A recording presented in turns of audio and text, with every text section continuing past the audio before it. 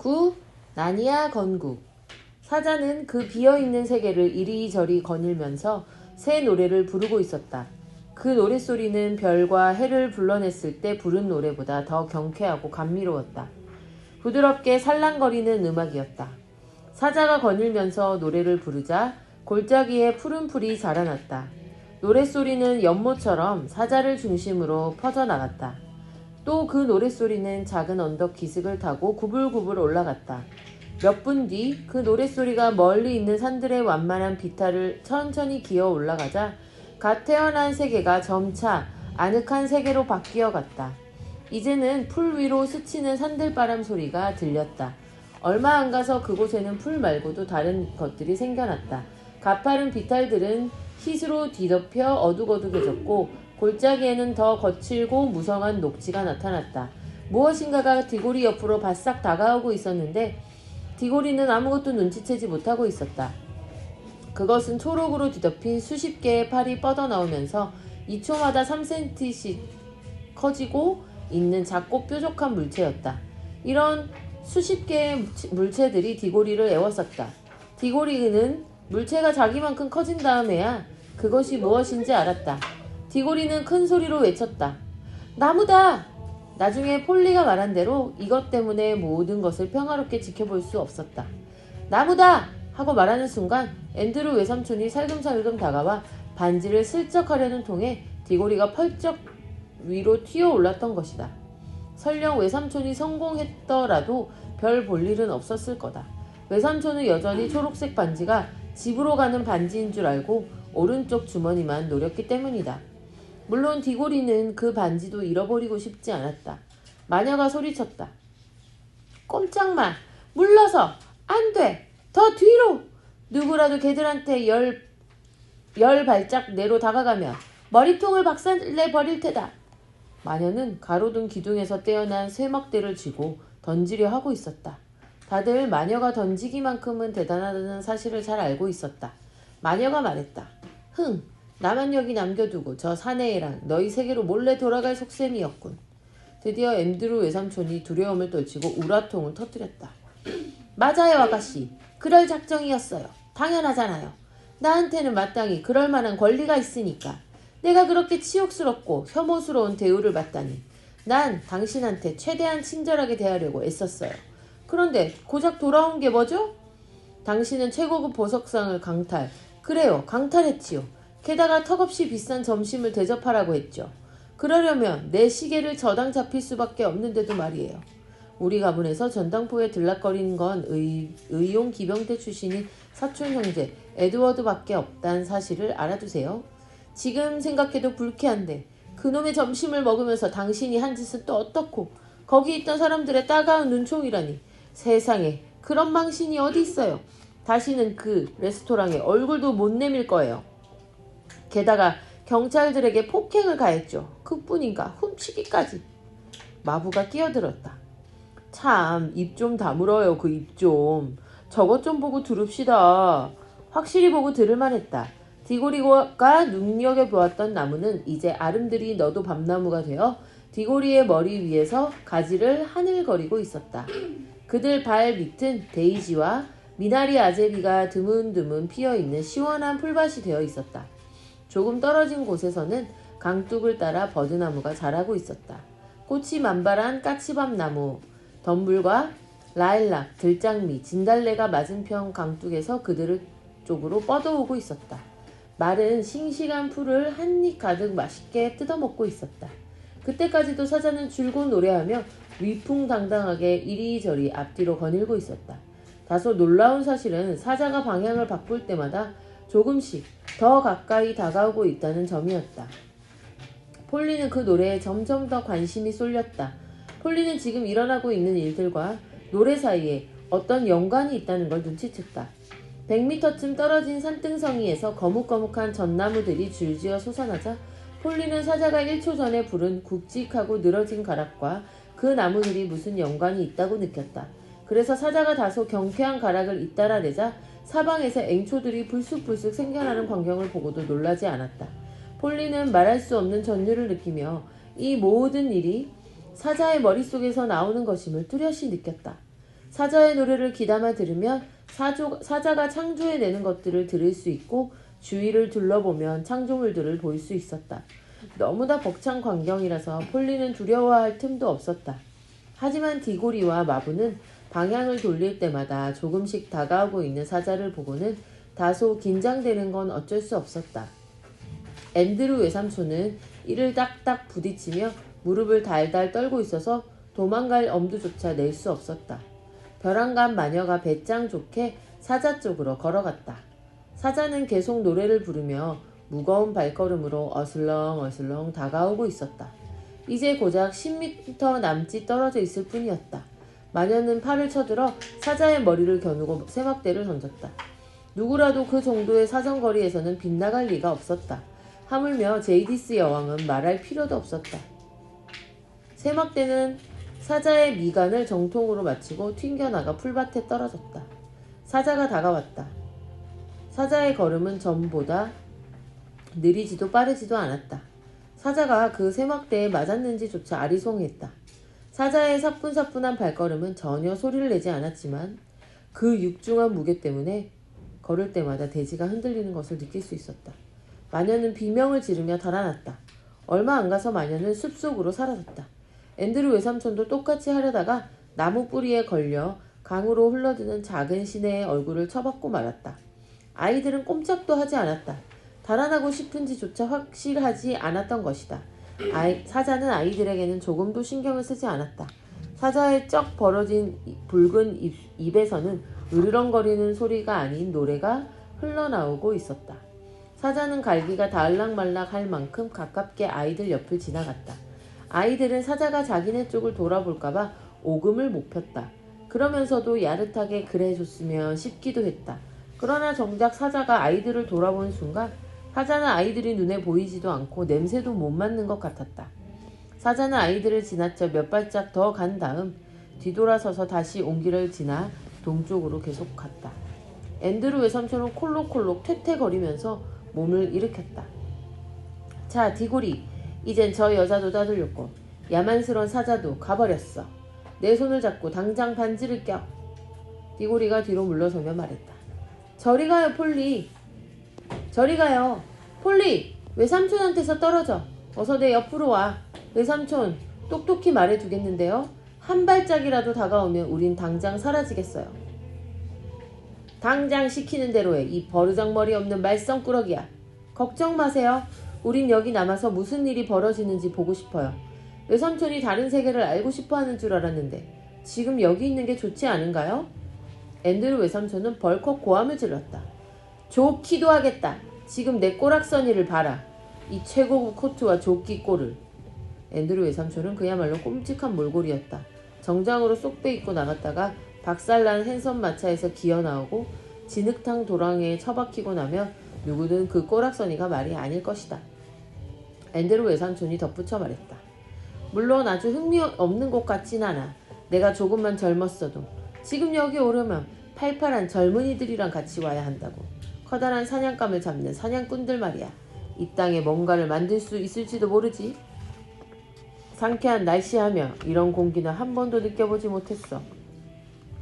상황이 조금만 괜찮았어도 문제없는데 말이야. 권총만이라도 있으면. 그러자 마부가 말했다.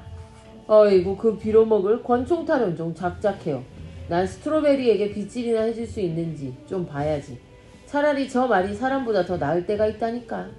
마부는 스트로베리에게 걸어가서 마부들이 내는 쉬쉬 소리를 냈다. 디고리가 물었다. 외삼촌은 아직도 권총으로 저 사자를 죽일 수 있을 것 같아요? 사자는 쇠막대를 맞고도 끄덕 없었어요. 임마, 그 여잔 잘못이 있긴 해도 용기 있는 여인이었어. 용감한 일을 한 거야. 앤드루 외삼촌은 손을 비비며 마디를 뚝뚝 꺾어댔다. 마치 마녀가 그곳에 있을 때에 자기가 얼마나 겁에 질렸는지 또다시 잊어버린 것 같았다. 폴리가 말했다. 그건 나쁜 짓이었어요. 사자는 마녀한테 아무런 해코지도 하지 않았잖아요. 순간 디고리가 소리쳤다. 어랍쇼? 저건 뭐야? 디고리는 앞으로 튀어나가 몇 미터 떨어진 곳에 있는 뭔가를 살펴보았다. 그리고 뒤돌아서 소리쳤다. 폴리! 이리 와봐!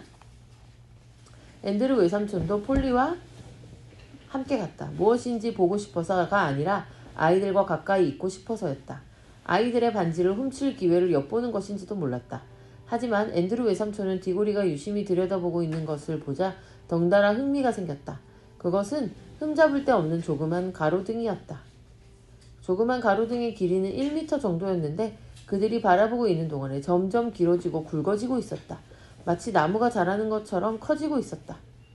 디고리가 말했다. 이것은 살아있어. 그러니까 이게 불이 켜진다는 소리야. 정말로 그랬다.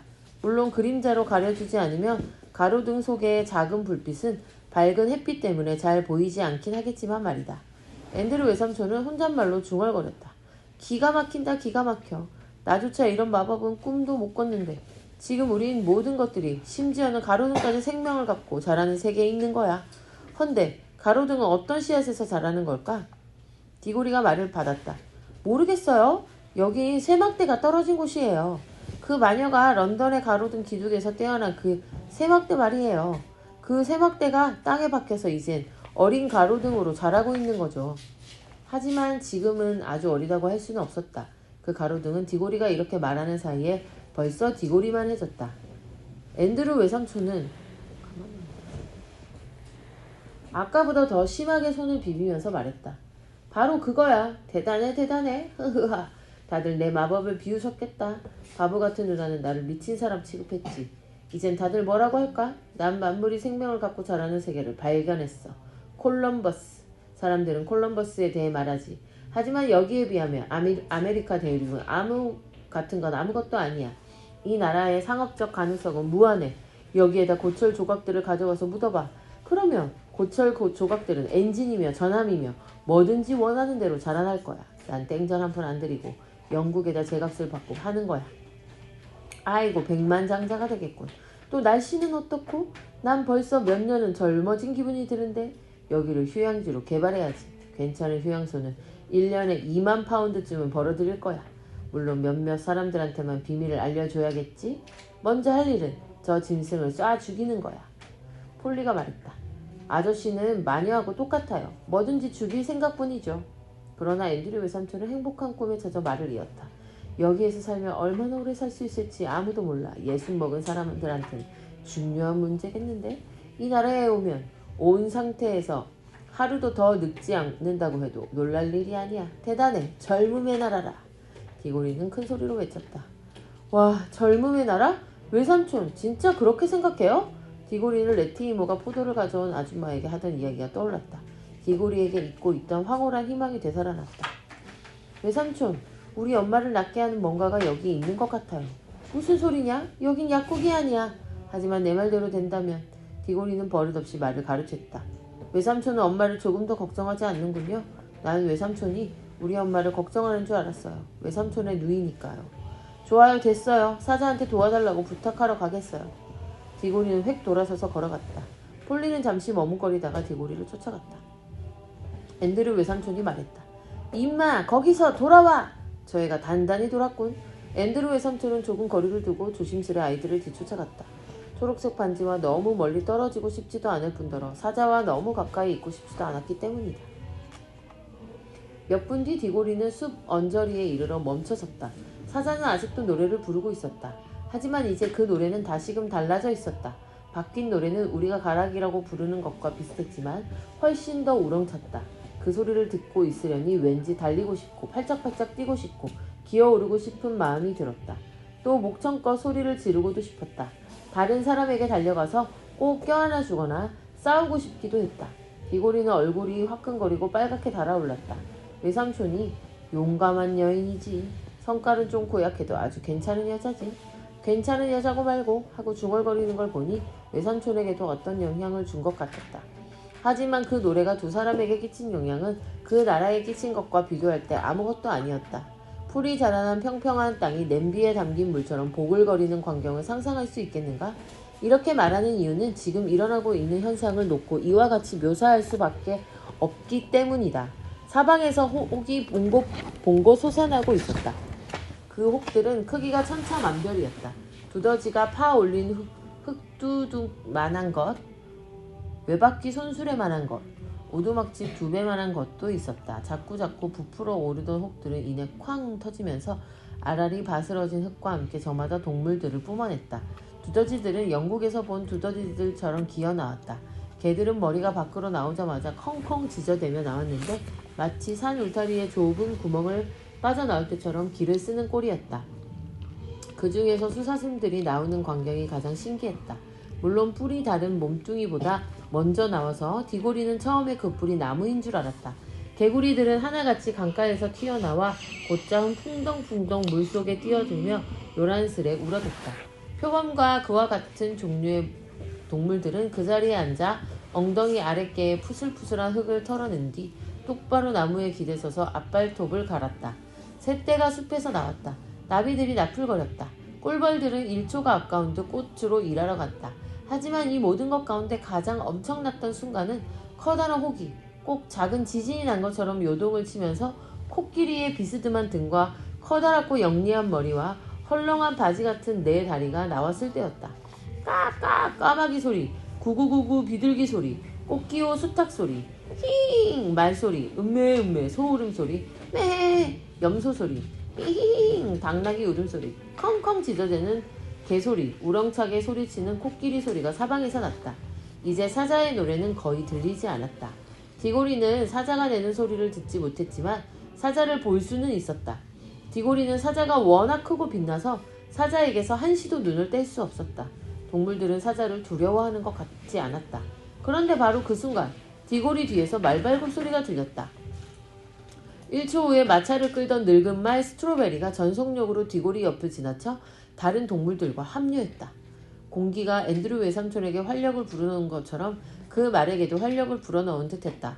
그 말은 이제 더 이상 런던에 있던 가엾고 늙은 노예 말이 아니었다. 머리를 꼿꼿하게 세우고 다리를 쭉 뻗고 있었다. 사자가 처음으로 아무 소리도 없이 있었다. 사자는 동물들 사이를 어슬렁거리고 다녔다. 때때로 사자는 동물 2마리에게 모두 한 종의 2마리씩이었다. 다가가서 그들의 코와 자기 코를 맞대곤 했다. 사자는 비버 2마리, 표범 2마리, 사슴 2마리에게 코를 갖다 대고 나머지 동물들은 그냥 지나쳤다. 어떤 종류의 동물들은 모두 그냥 지나쳤다. 하지만 사가 코를 댄 한 쌍의 동물들은 그 자리에서 자신들의 무리를 남겨두고 사자를 뒤따랐다. 마침내 사자가 멈추어 서자 코를 댔던 모든 동물들은 사자를 둘러싸고 커다란 원을 그리며 섰다. 사자가 코를 대지 않았던 다른 동물들은 뿔뿔이 흩어지기 시작했다. 동물들의 울음소리는 점점 멀어지면서 희미해져 갔다. 남아있는 선택된 동물들은 이제 묵묵히 침묵을 지키며 사자를 열심히 바라보고 있었다.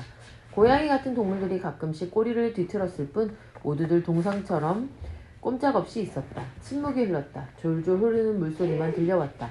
디고리는 심장이 쿵쾅쿵쾅 뛰었다. 뭔가 아주 엄숙한 일이 벌어질 것 같아서였다. 디고리는 엄마 생각을 잊은 것은 아니었지만 아무리 엄마 문제라 해도 이와 같은 일에 끼어들 수는 없었다. 사자는 눈도 깜빡하지 않은 채 한 번의 눈길로 모두를 불태워버릴 듯 동물들을 뚫어지게 바라보았다. 변화가 일기 시작했다. 토끼나 두더지처럼 작은 동물들은 굉장히 크게 자라났다. 코끼리를 비롯한 아주 커다란 동물들은 약간 작아졌다. 동물들은 모두 뒷발로 서 있었다. 대부분 뭔가를 이해하려고 애쓰고 있는 것처럼 고개를 비스듬히 기울이고 있었다. 사자는 입을 열었지만 아무 소리도 내지 않았다. 사자는 길고 따뜻한 숨을 내쉬고 있었다. 모든 동물들은 나무들이 바람에 흔들리는 그 숨결에 따라 몸을 흔들고 있는 듯했다. 저 멀리 파란 하늘의 장막에 가려있던 별들이 다시 노래하기 시작했다. 맑고 차갑고 심오한 음악이었다. 그때 섬광이 불처럼 나타났다. 그 섬광이 나온 데가 하늘인지 사자인지 확실하지는 않았지만 아이들은 몸 안에 있는 피가 모조리 얼어붙는 것 같았다. 그때 힘찬 목소리가 들려왔다. 이제껏 들어본 소리 가운데 가장 굵고 우렁찬 목소리였다. 나니하여, 나니하여, 나니하여 깨어나라, 생각하라, 사랑하라, 말하라, 걸어다니는 나무가 되어라, 말하는 동물이 되어라, 성스러운 물이 되어라.